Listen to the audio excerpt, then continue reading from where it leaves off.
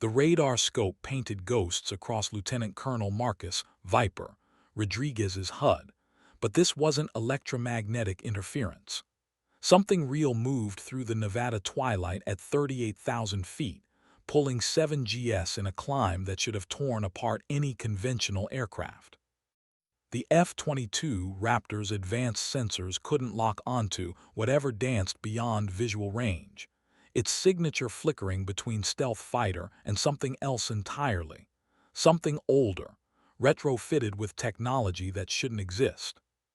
Control, Viper 1, I'm tracking an unidentified contact bearing 270, climbing through Angels 40. Rodriguez's voice carried the practiced calm of a pilot with 3,000 flight hours, but his grip tightened on the stick. 15 years of air superiority missions hadn't prepared him for this. The contact's flight pattern defied physics, executing maneuvers that would liquefy human organs under normal circumstances. Static crackled through his helmet. Viper 1, control, we show negative traffic in your sector. Confirm visual. The unknown aircraft materialized from cloud cover like a predator emerging from tall grass. Rodriguez's breath caught. The silhouette belonged to an F-16 Fighting Falcon, but modifications scarred its airframe. Canards that shouldn't exist, engine intakes enlarged beyond manufacturer specifications, and weapons pylons configured in ways that violated every aerodynamics principle he'd learned at the academy. Jesus Christ, whispered Captain Jenny Hawk Morrison over the squadron frequency. Her F-22 held formation 3 miles to Rodriguez's starboard, sensors equally baffled by their quarry. That's not possible. F-16s can't sustain those climb rates. The mysterious fighter leveled at 45,000 feet, well above the Falcon's operational ceiling, then executed a knife-edge turn that bled no airspeed. Rodriguez had watched enough enemy pilots die attempting similar maneuvers. Physics didn't negotiate, and gravity never forgave mistakes, yet this pilot seemed immune to both. Unknown aircraft, this is United States Air Force Flight Viper 1-1, Rodriguez transmitted on guard frequency. You are operating in restricted airspace. Identify yourself immediately. Silence stretched across the radio spectrum. The F-16 maintained course and altitude, its modified profile stark against the darkening sky. Rodriguez noticed details that made his skin crawl: scorched metal around the engine exhausts, repairs that spoke of combat damage, and a registration number barely visible beneath layers of desert camouflage. That number triggered something deep in his memory, a briefing from months ago about missing aircraft and pilots who'd vanished into the bureaucratic void. But this couldn't be her. Major Catalina Ghost Voss had been declared dead after her F-16 disappeared during a classified test flight over the Mojave. Her aircraft had been equipped with experimental avionics, prototype systems designed to push the Fighting Falcon beyond its operational limits. The same modifications Rodriguez now observed on the aircraft that shouldn't exist, piloted by someone who should have been buried with full military honors 6 months ago. Major Voss had always been different from other pilots in the 64th Aggressor Squadron. While her male counterparts played Top Gun in the Officers' Club, she studied technical manuals and maintenance logs with the dedication of a scholar pursuing tenure. Her call sign, Ghost, hadn't come from her ability to vanish in combat, though she excelled at that, but from her habit of appearing in the squadron ready room at dawn, already planning the day's training flights while others nursed hangovers. Rodriguez remembered the morning briefings where senior staff dismissed her tactical innovations as interesting theories, before implementing them 3 months later. Her proposals for beyond visual range combat doctrines were filed away until male pilots presented identical concepts at weapons school. The pattern was subtle but persistent. Acknowledge her competence, then find reasons why promotion boards couldn't quite justify advancing her career. The unofficial hierarchy of military aviation had always operated on unwritten rules. Fighter pilots earned respect through aerial victories, aggressive flying, and the ability to project lethal confidence in any situation. Voss possessed all three qualities, but the culture demanded something else from female aviators, proof that they belonged in a community that had spent decades assuming they didn't. She'd graduated second in her class from pilot training, mastered every aircraft in the inventory, and accumulated more air-to-air kills in red flag exercises than pilots with twice her experience. None of it mattered when senior officers gathered for promotion discussions. Her performance reviews praised her technical expertise while questioning her leadership presence and command authority. The morning she disappeared, Voss had been testing modifications to her F-16's flight control system. The project remained classified, but rumors suggested experimental fly-by-wire technology designed to expand the aircraft's flight envelope beyond manufacturer specifications. She'd volunteered for the program after other pilots expressed concerns about safety margins. "Someone needs to push the boundaries," she told Rodriguez over coffee in the squadron-ready room. "If we don't test these systems, we'll never know what's possible." Her words carried the weight of someone who'd spent years proving herself in a profession that questioned her presence daily. Every flight was an examination, every mission a chance to either validate her existence or provide ammunition for those who believed women had no place in fighter cockpits. The experimental flight had launched at 0600 hours from a restricted airfield deep in the Nevada desert. Air traffic control lost radar contact 40 minutes into the mission. Search and rescue operations continued for 72 hours before adverse weather conditions forced suspension of efforts. No wreckage was found. No emergency beacon activated. Major Catalina Voss and her modified F-16 simply vanished into the vast emptiness of military airspace.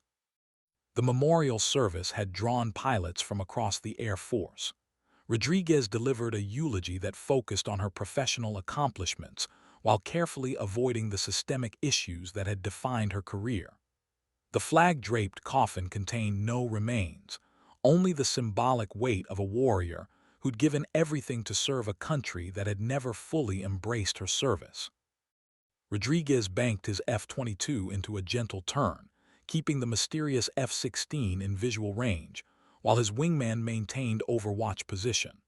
The aircraft's profile matched technical drawings from Voss's classified project, but accepting that conclusion required believing in impossible things. Dead pilots didn't return to fly experimental aircraft over restricted airspace. Combat veterans didn't survive crashes in desert wilderness without leaving traces.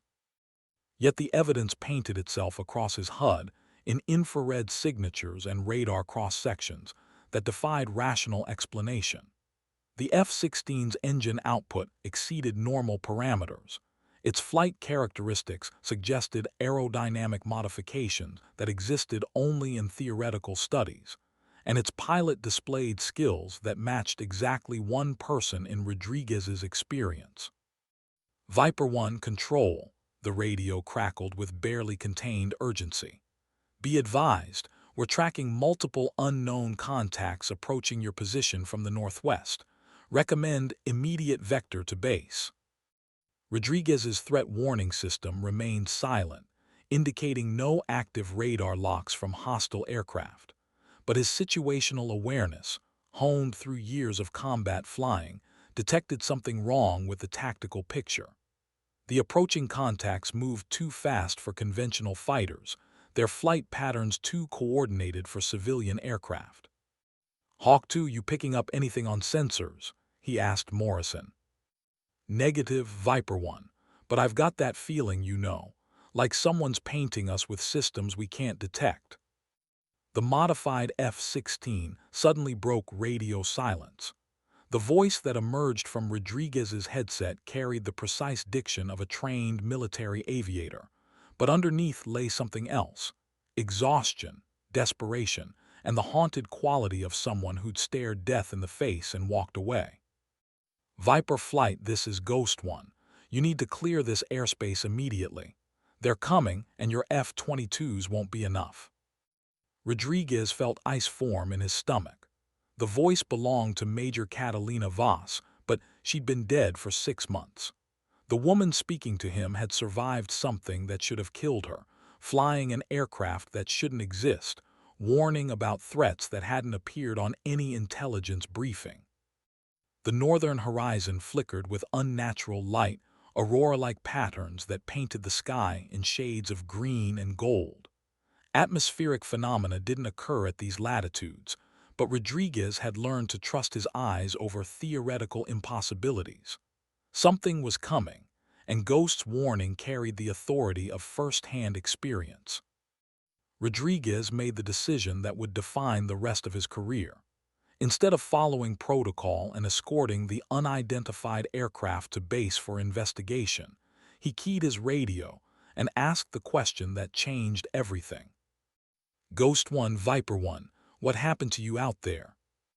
The pause lasted long enough for Rodriguez to wonder if Voss had decided against answering.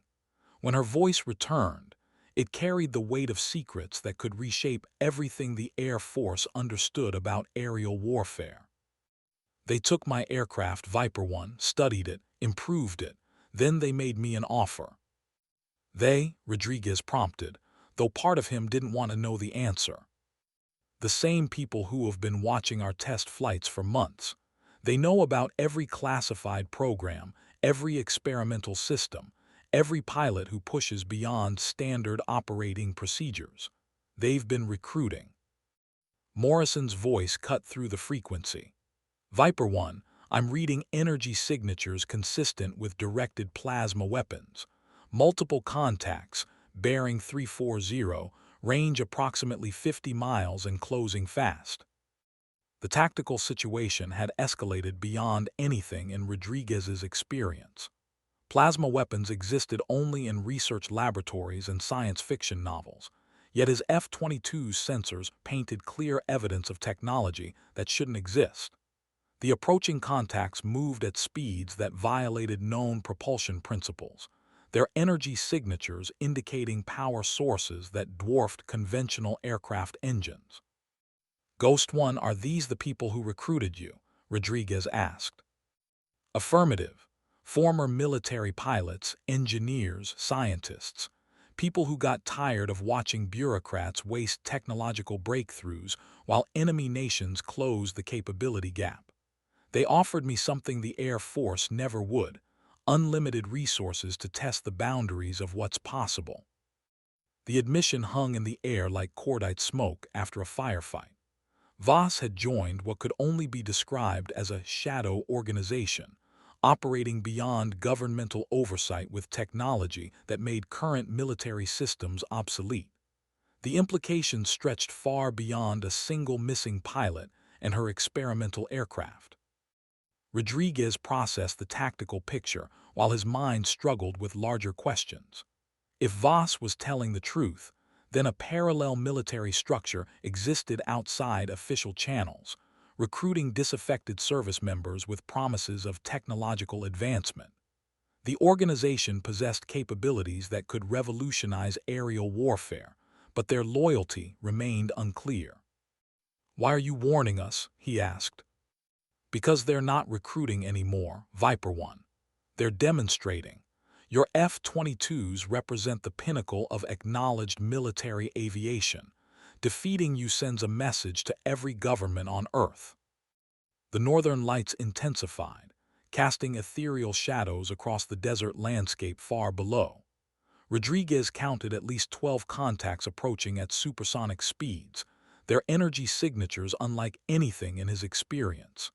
His F-22 Raptor represented 4 decades of aeronautical engineering and classified technology, but the approaching aircraft operated on principles that made conventional fighters obsolete. "Control, Viper 1, requesting immediate backup. We need everything you've got." Viper 1, Control, negative. All available assets are grounded pending resolution of this situation. You are weapons-free, but understand that this engagement remains classified at the highest levels. Rodriguez understood the message. Whatever happened in the next few minutes would be buried beneath layers of security classifications. He and Morrison were expendable assets in a conflict that officially didn't exist, facing technology that couldn't be acknowledged and enemies who might once have worn the same uniform. The weight of command settled on his shoulders like a flight suit tailored for someone else. Every decision would be measured against impossible standards by people who'd never faced similar circumstances. But that was the burden of military leadership, making choices when all options carried unacceptable consequences. Hawk 2, stay on my wing. We're going to find out what those F-22s can really do.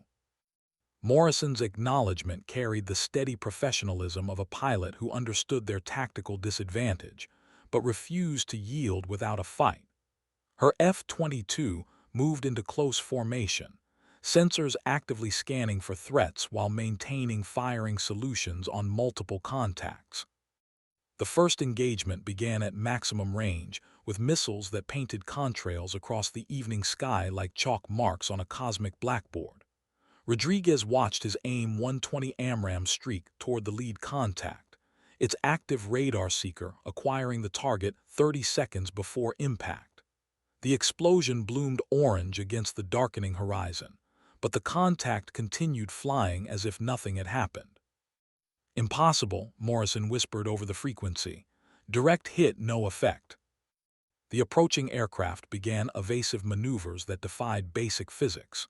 They pulled instantaneous turns without bleeding airspeed, climbed vertically while maintaining horizontal velocity, and executed formation changes that would have required telepathic coordination among conventional pilots. Rodriguez had studied enemy tactics for 15 years, but these maneuvers fell outside every doctrine manual ever written. Ghost 1, what kind of defensive systems are they running? Voss's response carried the clinical detachment of a test pilot describing experimental procedures. Adaptive electromagnetic fields. They dissipate kinetic energy and redirect explosive force. Your missiles might as well be fireworks. Rodriguez armed his M61A2 Vulcan cannon and selected armor-piercing rounds. If missiles couldn't penetrate their defenses, perhaps old-fashioned bullets could succeed where advanced technology failed. The logic was primitive but sound. Energy fields that could deflect explosions might be vulnerable to solid projectiles traveling at 3,000 feet per second. The leading contact dropped below his altitude and began a head-on attack run. Rodriguez had engaged enemy fighters in similar situations, but those pilots had operated within the constraints of human physiology and aircraft limitations.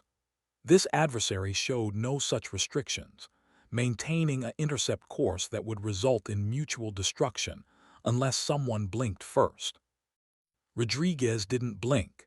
His training had prepared him for exactly this moment, the point where tactical calculations gave way to raw courage and the willingness to die for principles larger than individual survival. He held course, finger on the trigger, watching the range close to gun parameters. At 800 meters, he opened fire. The Vulcan cannon sent a stream of depleted uranium projectiles toward the approaching aircraft, each round capable of penetrating tank armor. The enemy fighter flew directly through the barrage without deviating from its attack course. Rodriguez's rounds seemed to pass through the aircraft like bullets through smoke.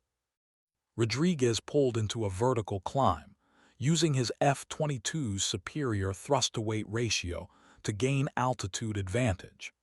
The pursuing aircraft matched his ascent rate while maintaining firing position, its weapons systems painting his aircraft with targeting lasers that should have triggered every defensive system in his inventory. Control, Viper 1, requesting electronic warfare support. These aircraft are using technology beyond our current understanding. Viper 1 Control, all YEO assets are experiencing system failures. You're on your own. The admission confirmed Rodriguez's worst fears. Whatever organization Voss had joined possessed capabilities that could neutralize America's most advanced defensive systems. Electronic warfare aircraft worth hundreds of millions of dollars had been reduced to expensive paperweights by technology that existed outside official recognition. Morrison's F-22 engaged two contacts simultaneously, her flying displaying the aggressive precision that had earned her a slot in the Air Force's most elite squadron. She used terrain masking and chaff deployment to break radar locks while maneuvering for favorable firing positions. Her tactics were flawless, her execution perfect, but conventional warfare doctrine proved inadequate against adversaries who operated beyond conventional limitations. Viper 1, I can't maintain locks. Their signatures keep shifting, like they're phasing in and out of our reality. Rodriguez knew Morrison well enough to trust her assessments completely. If she reported impossible sensor readings, then impossible accurately described their tactical situation. The conflict had moved beyond air-to-air combat into something resembling science fiction, where established principles of physics became negotiable guidelines rather than absolute laws. Voss's F-16 suddenly appeared alongside Rodriguez's starboard wingtip, flying formation with the casual precision of an experienced pilot. Her aircraft's modifications were clearly visible now. Additional sensor arrays, engine modifications that glowed with unnatural energy, and weapons pylons configured for systems that didn't appear in any technical manual. "They're not trying to kill you," she transmitted. "This is recruitment demonstration. They want to show you how obsolete current technology has become. And if we refuse their offer, then you return to base with a story nobody will believe and sensor data that will be classified beyond your clearance level. The encounter never happened. You never saw anything unusual. And the Air Force continues operating with 20th century technology while the world moves into something new." The approaching contacts began withdrawing, their energy signatures fading as they climbed beyond the operational ceiling of conventional aircraft. Rodriguez watched them disappear into the upper atmosphere, their retreat as sudden and inexplicable as their arrival. Within minutes, his sensors showed empty sky where moments before had displayed evidence of impossible technology. Ghost 1, why did they leave? Because the demonstration is complete. You've seen what's possible when human ingenuity operates without bureaucratic constraints. The question now is what you'll do with that knowledge. Rodriguez faced a decision that would define not only his career, but potentially the future of military aviation. He could file a standard report documenting equipment malfunctions and atmospheric anomalies, preserving his position within official channels while suppressing evidence of revolutionary technology. Or he could acknowledge what he'd witnessed, accepting the professional consequences of reporting encounters that challenged fundamental assumptions about aerial warfare. The choice reflected a larger conflict between institutional loyalty and individual conscience. Rodriguez had sworn an oath to defend the Constitution against all enemies, but what happened when potential allies operated outside constitutional authority? What happened when the most effective defense of national interests required abandoning official channels? Morrison formed up on his wing as they began the return flight to base. Her F-22 appeared normal in the fatting light, showing no evidence of the impossible engagement they'd just survived. Rodriguez envied her position as wingman. She could file a report supporting whatever narrative he chose to construct, avoiding the burden of command decisions that carried no clear answers. Viper 1, control, report status. Rodriguez keyed his radio, knowing that his next words would determine how history remembered this encounter. He could preserve his career by reporting routine patrol activities, or he could honor the truth by documenting events that challenged everything the Air Force understood about aerial warfare. Control, Viper 1. Patrol complete, no contacts observed. Request debrief with intelligence personnel upon landing. The compromise satisfied neither complete honesty nor absolute deception, but it preserved options while avoiding immediate consequences. Intelligence personnel would ask detailed questions about sensor anomalies and unusual readings, providing opportunities to share information without filing official reports that could damage careers or compromise classified programs. Voss's F-16 had vanished as mysteriously as it had appeared, leaving only memory and sensor data to confirm the encounter had occurred. Rodriguez wondered if he'd ever see her again, or if this had been their final conversation before she disappeared into whatever shadow organization had recruited her talents. The flight back to base passed in relative silence, both pilots processing events that challenged their understanding of military aviation. Rodriguez found himself questioning assumptions he'd held throughout his career, wondering how many other classified programs operated beyond his awareness, and considering whether traditional military structures could adapt to rapidly evolving technological threats. Nellis Air Force Base appeared on the horizon like a constellation of artificial stars against the desert darkness.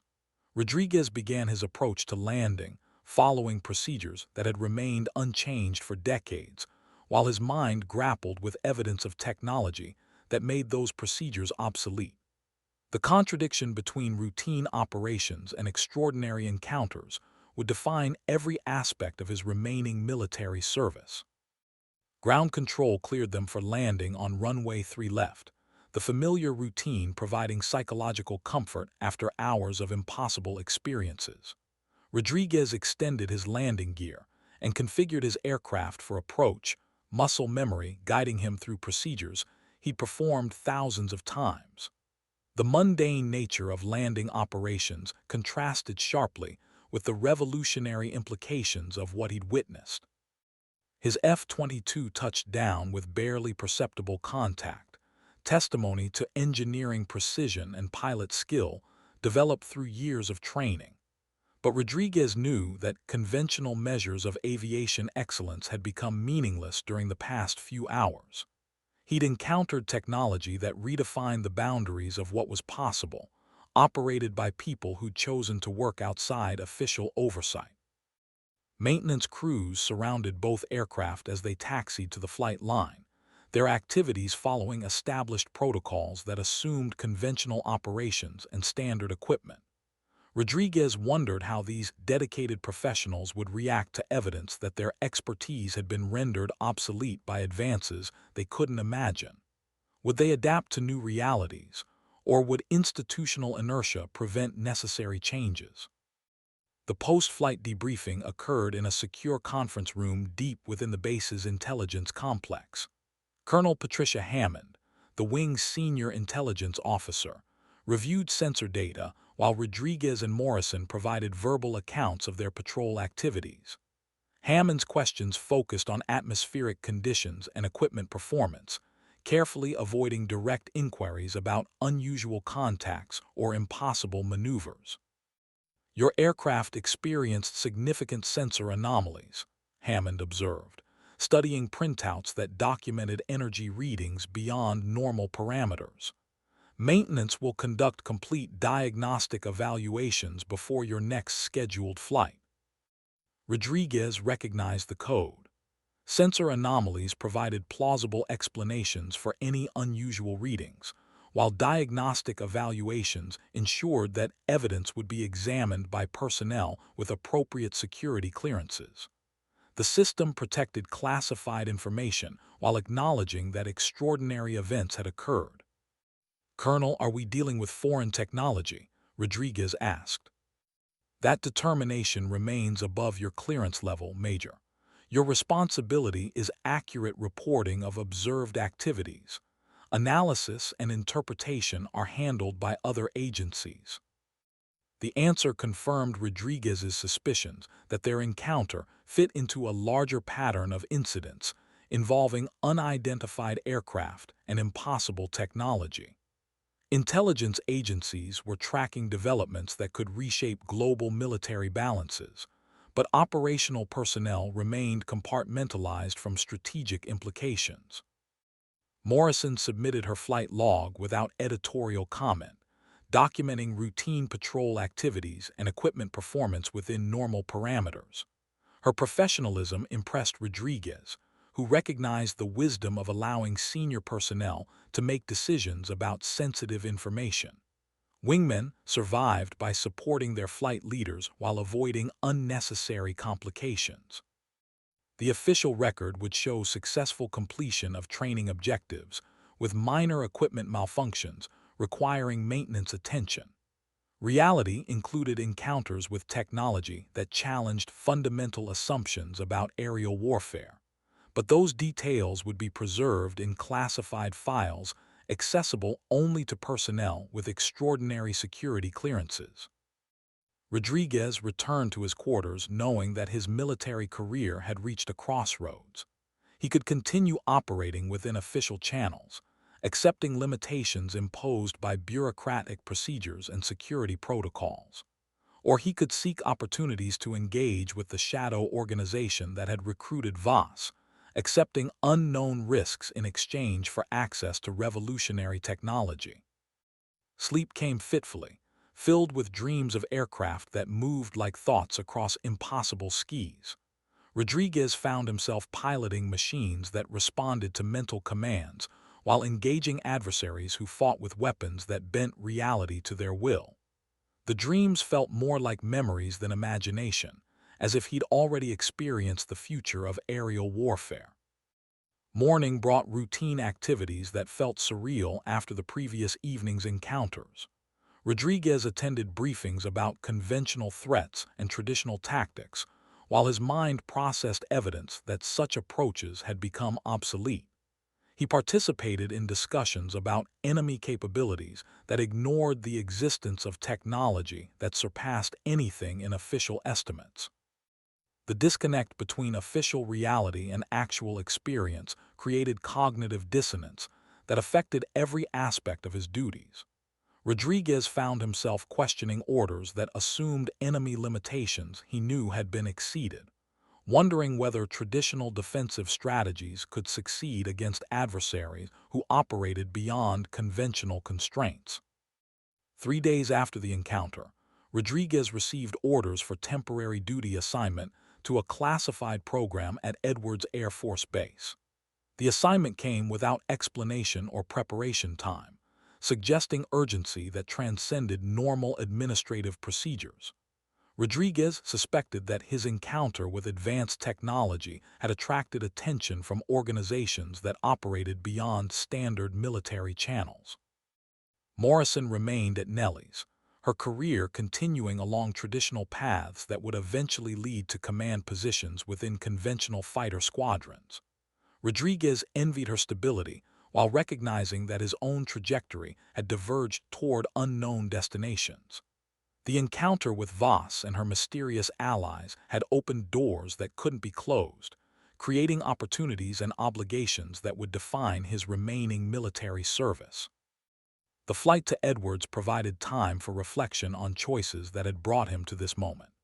Rodriguez had joined the Air Force to serve national interests through military aviation, accepting risks inherent in fighter operations, while trusting that organizational leadership would employ his skills effectively. Now, he faced situations where individual judgment might prove more important than institutional guidance. Edwards Air Force Base sprawled across the Mojave Desert like a monument to experimental aviation, its runways and hangars bearing witness to decades of technological advancement. Rodriguez had visited the base several times during his career, participating in test programs that pushed aircraft beyond manufacturer specifications. But this assignment felt different, carrying implications that extended beyond routine experimental activities.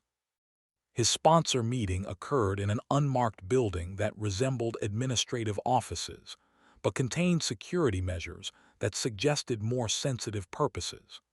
Colonel James Mitchell, Rodriguez's new commanding officer, possessed the precise bearing of someone who'd spent years managing classified programs that existed at the intersection of military necessity and technological possibility. Major Rodriguez, your recent encounter with unidentified aircraft has qualified you for participation in a program that addresses emerging threats to national security. The work requires absolute discretion, and complete commitment to mission objectives that may conflict with conventional military doctrine. Rodriguez understood that he was being recruited for activities that operated beyond normal oversight, where success would be measured against standards that couldn't be officially acknowledged. The opportunity offered access to technology that could revolutionize military aviation, but accepting meant abandoning the clear ethical guidelines that had shaped his career. "Sir, what kind of work are we discussing?" "The kind that ensures American military supremacy in an era when traditional advantages have become vulnerabilities. The kind that requires officers who can think beyond existing limitations while maintaining loyalty to principles that transcend organizational boundaries." The recruitment pitch acknowledged realities that Rodriguez had witnessed but couldn't officially report. Advanced technology existed outside governmental oversight, operated by people who'd concluded that national security required activities beyond constitutional authority. His choice was simple: join the shadow organization or remain ignorant of developments that could determine America's strategic future. Rodriguez made his decision based on memories of Voss's voice warning about threats that conventional military systems couldn't address. She joined an organization that offered unlimited resources for technological development, accepting exile from official recognition in exchange for capabilities that could protect national interests more effectively than traditional approaches. "I'm interested, sir." Mitchell's smile carried the satisfaction of a recruiter who'd identified exactly the right candidate for an impossible job. Rodriguez had demonstrated the combination of tactical competence and operational flexibility that made him suitable for activities that couldn't be documented in official records. His willingness to question conventional limitations while maintaining professional standards made him valuable to organizations that operated beyond standard oversight. The orientation process lasted 3 weeks and challenged everything Rodriguez thought he understood about military aviation. He learned that multiple shadow organizations competed for technological advantage, recruiting disaffected military personnel while developing capabilities that made acknowledged systems obsolete. The competition occurred beyond public awareness, but its outcomes would determine which nations possessed decisive military advantages in future conflicts.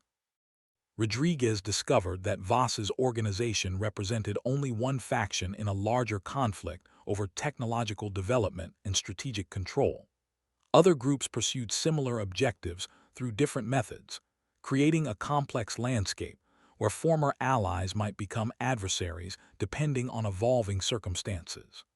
The traditional concept of military service had been replaced by something resembling corporate competition for strategic resources. His first assignment involved evaluating pilot candidates for experimental aircraft programs that pushed human endurance beyond acknowledged limits. The work required assessing psychological profiles and physiological capabilities while maintaining security protocols that prevented unauthorized disclosure of program objectives. Rodriguez found himself responsible for decisions that could determine which individuals gained access to technology that existed only in classified environments. The candidates represented the most capable pilots from every branch of military service, individuals who demonstrated exceptional skills while expressing frustration with bureaucratic limitations that prevented optimal performance. They'd volunteered for undefined experimental programs, accepting unknown risks in exchange for opportunities to operate at the cutting edge of aeronautical development. Rodriguez interviewed Major Lisa "Venom" Chen, whose F-18 Super Hornet experience included carrier operations in the most challenging environments. Her technical knowledge impressed him, but her motivation revealed deeper concerns about America's strategic position in an era of rapid technological change. "I've watched enemy systems become more capable while our procurement process takes decades to field improvements," Chen explained. "By the time we deploy new aircraft, potential adversaries have already developed countermeasures. We're always fighting the last war with technology that should have been replaced years ago. Her assessment matched Rodriguez's growing understanding of systemic problems that prevented effective adaptation to emerging threats. Military acquisition procedures designed to prevent corruption had created decision-making processes that couldn't respond quickly enough to technological developments that occurred outside governmental oversight. Captain Michael Razor, Washington, brought A-10 Thunderbolt experience that emphasized close air support and survivability in contested environments. His perspective on ground attack operations provided insights into tactical evolution that conventional planning couldn't address adequately. Enemy air defenses are getting smarter faster than our countermeasures, Washington observed. Pretty soon, traditional attack profiles will be suicide missions. We need aircraft that can operate in ways that make current defensive systems irrelevant. The interviews continued for weeks, each candidate revealing frustrations with institutional limitations that prevented optimal employment of military capabilities. Rodriguez began to understand why talented personnel chose to work outside official channels, accepting exile from acknowledged careers in exchange for opportunities to develop technology that could address emerging threats effectively. His recommendations would determine which pilots gained access to experimental programs that existed beyond congressional oversight or public accountability. The responsibility weighed heavily on Rodriguez, who recognized that individual decisions could influence strategic outcomes that affected global military balances. The selection process concluded with Rodriguez's assignment to an operational squadron that flew aircraft officially non-existent. The planes resembled conventional fighters, but incorporated modifications that pushed performance beyond acknowledged limits. His first flight in the experimental F-16X revealed capabilities that matched Voss's warnings about technological advancement that made traditional systems obsolete. The F-16X responded to control inputs with supernatural precision, its modified flight control system anticipating pilot intentions while providing performance margins that eliminated normal operational constraints. Rodriguez found himself executing maneuvers that would have been impossible in conventional aircraft, experiencing G-forces that should have caused physiological incapacitation. Ghost 1, Viper 1, you were right about the technology. Voss's voice carried satisfaction mixed with melancholy when she responded. It changes everything, doesn't it? Once you've flown beyond conventional limitations, regular aircraft feel like museum pieces. Their conversation occurred over encrypted frequencies, while flying formation through restricted airspace that stretched across 3 states.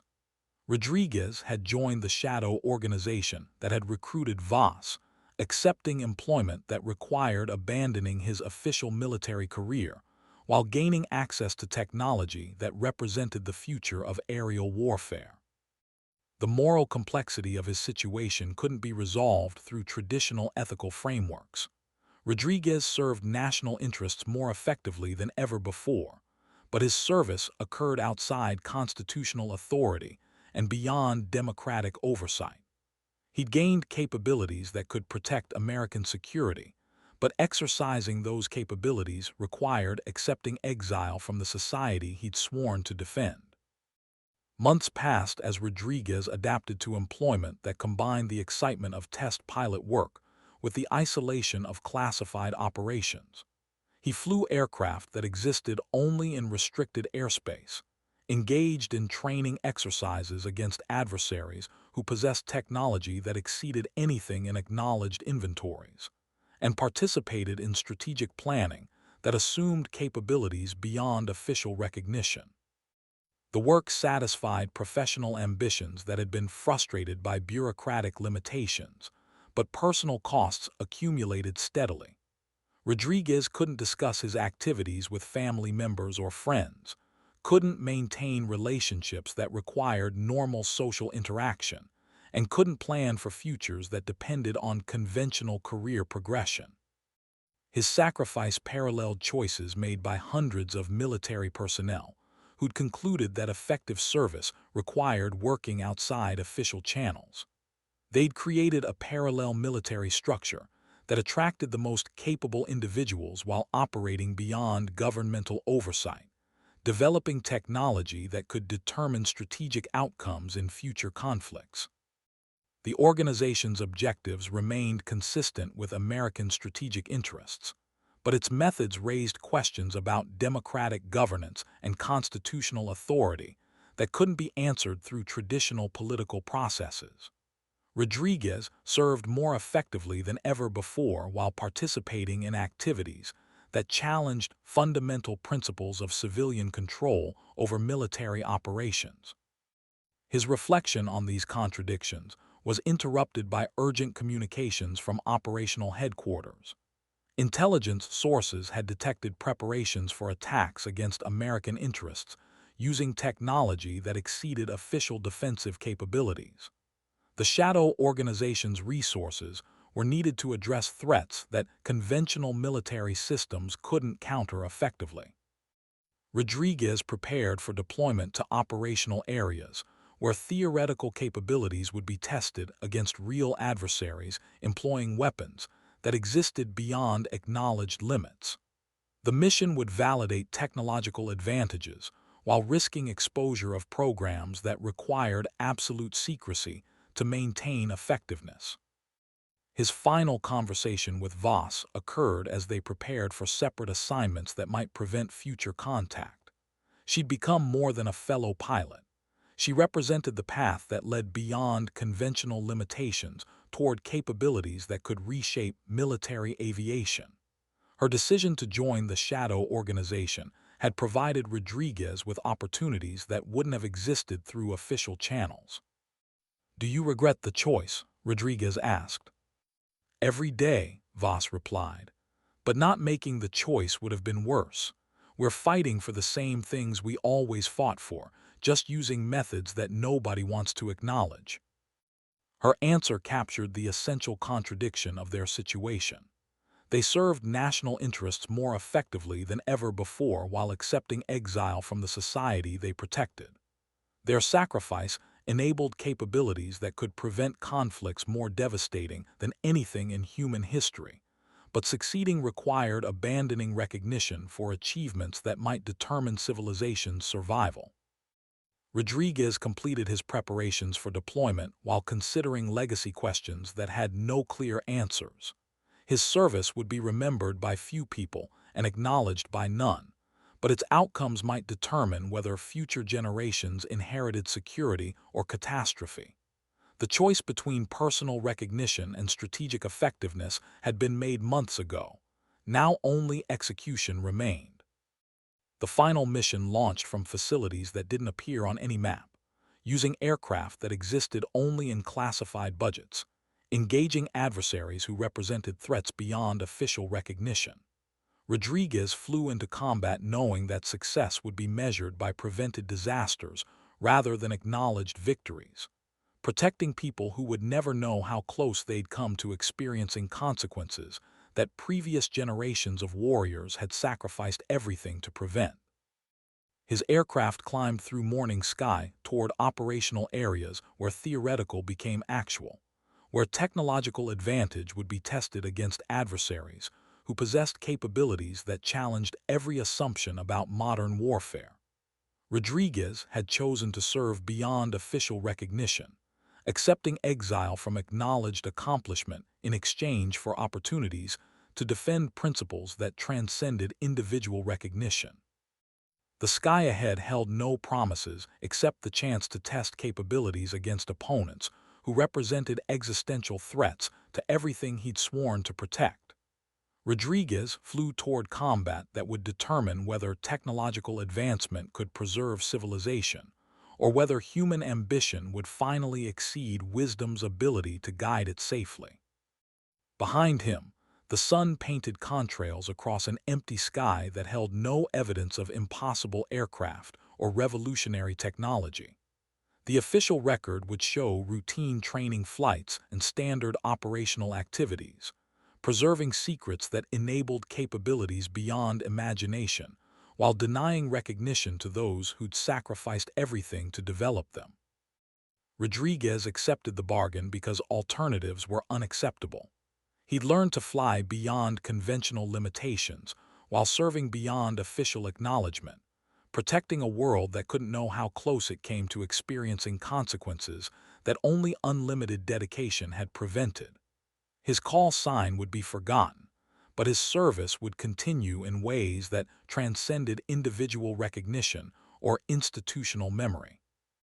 The mission ahead required everything he'd learned about flying and fighting, testing technological capabilities against adversaries who possessed similar advantages while operating beyond traditional constraints. Rodriguez flew toward combat knowing that victory would be measured by preserved futures rather than acknowledged achievements, serving principles that demanded sacrifice beyond conventional understanding of military service.